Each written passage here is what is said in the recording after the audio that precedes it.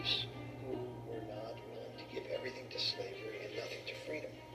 What if Buchanan had a was delighted to turn over the reins to his successor. He says to Lincoln when they go into the inauguration, if you're as happy coming into this office as I am leaving it, you're the happiest man in the world. A virtual unknown before his election, Abraham Lincoln had risen from humble origins. Lincoln was born in a log cabin. Lincoln was born in poverty, but it was something that he was not particularly proud of. He did not talk about it. He certainly didn't try to make it a selling point. He also had little political experience. He had served in the House of Representatives in the 1840s, but was defeated after only a single term when he was one of a few to oppose the Mexican-American War. Very hard to imagine anybody with less administrative experience than Lincoln. He managed a law office with about 3 clerks, and that was it. I think the Republican Party gravitated toward Lincoln in 1860, one, because he was somewhat of a more moderate politician. Lincoln also had the advantage of coming from the Midwest, and the Republican Party really had their eye on capturing the Midwest in the presidential contest. November 1860. All across the country, people trekked to the ballot box. In one of the largest electoral turnouts up to that point, 81% of all eligible voters cast their votes. In the 20th century, most presidential elections would fail to draw more than 65%. Lincoln swept the entire North from New England to the upper Midwest, but didn't receive a single popular vote from 9 southern states. He squeaked into office as the 16th president, but his victory proved to be the death knell for the Union. People say just your election alone is evidence that the North has broken the bargain on which it shares the interests of all the states. The North has used its population growth to arrogantly say, we don't care about your opinions.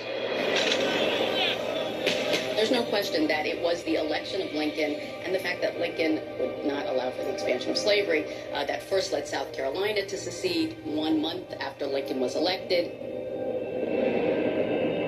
South Carolina seceded in December of 1860.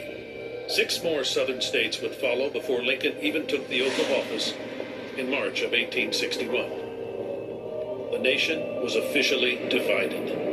So Lincoln looks around and says, we have inherited the world's greatest democracy. The monarchies of the world are looking to see, is it possible for a great democracy to survive? If we start breaking apart, it's not just the United States that's going to suffer. It's going to be the course of democracy around the world. Lincoln was overwhelmed by his early White House. There was a constant parade of office seekers, and he had only 2 secretaries to help him handle all the business. His work consumed him, usually starting as early as 6 in the morning and lasting past 11 at night, with the rare break for a meal or fresh air. The busy new president would table any decisive action regarding secession. He said immediately he was not recognizing this new emerging confederacy as a legitimate nation or a real opponent. It was a revolt among dissatisfied people. This was Lincoln's putting his big toe into the water of executive power for the first time. But he had such a big foot, it made an enormous splash. There's a company of Union soldiers that occupied Fort Sumter in April 1861, and within a month of Lincoln taking office, if he tries to resupply the soldiers in Fort Sumter, well, how's he going to do it? People of South Carolina claim, well, this is our property now. Lincoln didn't back down, but he also didn't engage. He opted to send provisions, not reinforcements, putting the decision to fire the first shot on the secessionists and their president, Jefferson Davis. Davis didn't hesitate, considering the move an act of war. So at that point, Jefferson Davis demands that the soldiers who are in Fort Sumter surrender. They refuse to surrender, and at that point, Confederate troops fire on Fort Sumter.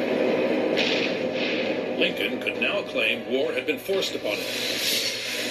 But to win the war and keep the Union together, he would discard individual rights and liberties, an exercise of unprecedented executive power.